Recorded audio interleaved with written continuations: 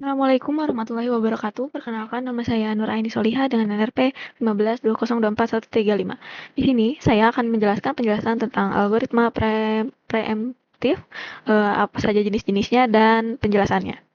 Pertama-tama saya akan menjelaskan dulu apa itu algoritma preemptif. Algoritma preemptif adalah cara kerja penjadwalan CPU di mana proses yang sedang berjalan bisa dihentikan sementara atau diambil alih oleh proses lain yang lebih penting atau lebih prioritas. Dengan kata lain, CPU tidak harus menunggu satu proses selesai dulu, tapi bisa berpindah ke proses lain kapan saja jika ada alasan yang lebih kuat. Misalnya ada proses baru yang lebih penting datang. Nah, lalu lanjut, di sini saya akan menjelaskan tentang algoritma SRTF atau Shortest Remaining Time First. Seperti kepanjangannya gitu, Shortest Remaining Time First berarti eh, waktu pertama terpendek yang sedang berjalan gitu. Nah, pengertiannya di sini proses yang memiliki siksa waktu eksekusi paling sedikit akan selalu mendapat giliran jalan terlebih dahulu. Dengan kata lain, jika ada proses baru datang yang waktu eksekusinya lebih cepat untuk diselesaikan, maka proses yang sedang berjalan akan dihentikan sementara dan diganti dengan proses baru tersebut. Jadi, jadi seperti yang sudah dibilang di sini gitu. Jadi kalau misalnya ada sisa waktu yang eksekusi yang paling sedikit, nah itu yang pertama dijalankan atau diselesaikan gitu. Nah, gimana sih pemilihannya? Nah, CPU ini akan memilih proses dengan sisa waktu eksekusi paling kecil dari semua proses yang sedang siap dijalankan atau ready queue. Nih, contohnya ada dua proses. Ada dua proses. Proses A masih butuh 6 detik untuk selesai. Nah, proses B baru datang nih, tapi cuma butuh 3 detik untuk selesai. Nah, di sini CPU akan menghentikan proses A lalu berpindah ke B karena B lebih cepat diselesaikan. Nah, lalu kapan sih terjadinya? Nah, kapan terjadinya algoritma RTF? Eh, Penghentian sementara proses yang sedang berjalan akan terjadi saat ada proses baru datang yang memiliki sisa waktu eksekusi lebih pendek daripada sisa waktu proses yang sedang dijalankan sekarang. Seperti contoh yang tadi. Nah, lalu analoginya atau contoh kasusnya lah kalau misalnya di kehidupan sehari-hari itu kayak bayangin nih kamu misalnya lagi nah bayangin nah untuk contoh kasus sehari-harinya bayangkan tempat cuci mobil otomatis. Nih, mobil A sedang dicuci butuh waktu 10 menit. Nah, sedangkan mobil B datang hanya untuk cuci cepat yang membutuhkan waktu 3 menit. Nah, petugas biasanya menghentikan sementara mobil A dan mencuci mobil B dulu karena lebih cepat selesai. Setelah B selesai, baru lanjut ke A lagi. Nah, untuk apa sih kelebihannya? Nah, biasanya proses yang dibutuhkan waktu singkat, tidak harus menunggu lama, sehingga rata-rata waktu tunggu menjadi lebih kecil. Terus cocok untuk sistem dengan banyak proses kecil dan menengah karena mempercepat penyelesaian total pekerjaan. Karena terus juga karena proses baru bisa langsung jalankan jika ringan, sistem terasa lebih responsif bagi pengguna. Lalu apa sih kekurangannya? Nah, kekurangannya yang pertama, jika sering muncul proses kecil baru, CPU terus berpindah-pindah proses sehingga membuang waktu untuk pergantian. Lalu SRTF butuh informasi durasi proses atau burst time secara akurat, padahal dalam dunia nyata sering tidak diketahui pasti. Terus yang terakhir, kalau proses kecil terus berdatangan, proses besar bisa tidak pernah selesai karena selalu disalip oleh proses kecil.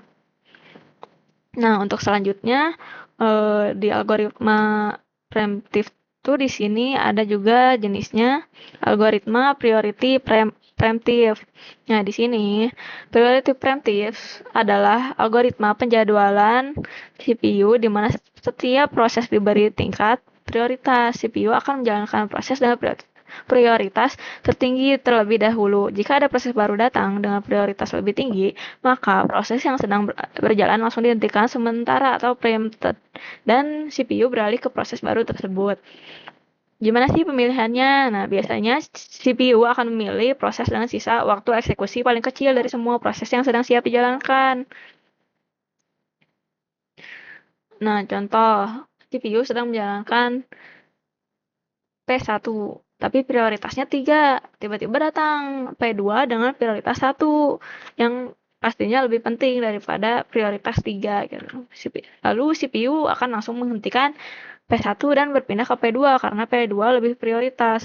Kapan terjadinya preempt atau penghentian sementara proses yang sedang berjalan terjadi saat proses baru datang dengan prioritas lebih tinggi dari proses yang sedang dijalankan sekarang.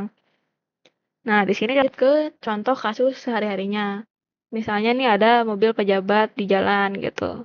Nah, biasanya kan dikawal gitu. Nah, pasti orang-orang tuh bakal ke pinggir dulu nih. Atau misalnya ada mobil ambulan nih. Nah, pasti orang-orang tuh kan bakal memprioritaskan si ambulan ini dulu buat lewat gitu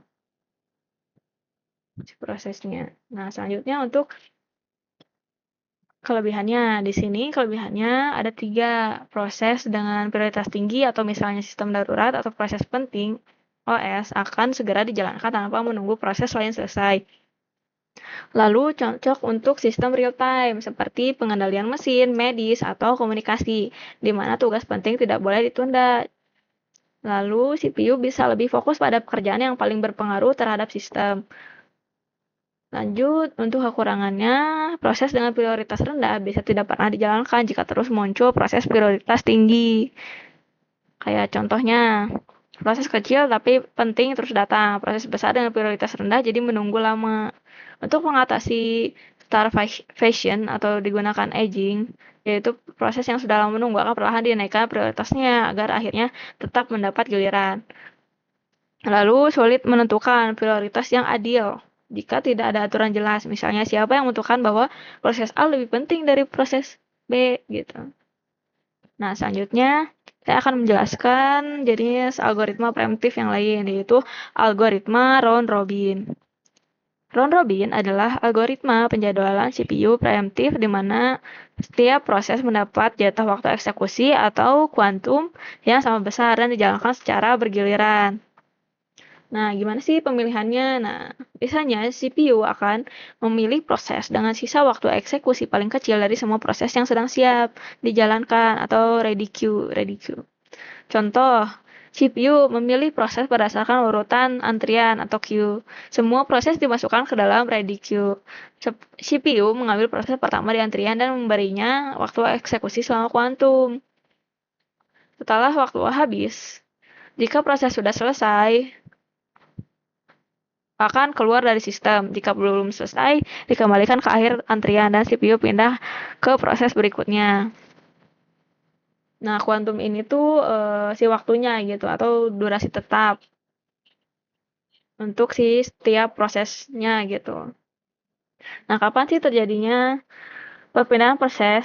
Terjadi saat waktu kuantum habis. CPU otomatis menghentikan proses yang sedang berjalan bahkan jika belum selesai. Lalu CPU memberikan giliran ke proses berikutnya dalam antrian. Nah, sekarang untuk contoh kasus sehari-harinya. Misalnya ada lampu lalu lintas di perempatan. Nah, ada 4 arah, ada utara, selatan, timur, barat. Nah, setiap arah-arah ini, setiap jalan dari perempatan ini tuh tiap-tiapnya punya misalnya biasanya berapa ya? 170 detik biasanya tuh. Nah, setiap arah pasti dapat giliran segitu gitu. Jadi kalau yang dapat arahnya bisa jalan, yaitu lampu hijau gitu. Kalau misalnya udah habis waktunya jadi lampu merah, ganti lagi gitu. Terus aja kayak gitu ganti. Nah, untuk kelebihan dan kekurangannya, di sini untuk kelebihannya semua proses mendapat giliran yang sama tanpa dibeda-bedakan. Tidak ada proses yang mendominasi CPU terlalu lama, cocok untuk sistem multitasking seperti komputer dengan banyak aplikasi terbuka karena setiap aplikasi dapat respon dalam waktu singkat. Logika round robin mudah diterapkan dan dipahami. Lalu apa lalu lalu apa sih kekurangannya? Nah, untuk kekurangannya kalau waktu kuantum terlalu pendek, CPU terlalu sering berpindah proses atau konteks switching, membuang waktu dan memperlambat sistem. Kalau kuantum terlalu lama, algoritma ini jadi mirip FCFS yang di algoritma non preemptive, first come first serve, sehingga proses yang datang belakangan harus menunggu lama. Lalu yang terakhir, kuantum harus diatur dengan hati-hati agar seimbang antara respons cepat dan efisiensi.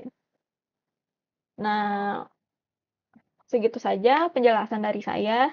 Mohon maaf jika banyak kesalahan dan kekurangan. Wassalamualaikum warahmatullahi wabarakatuh.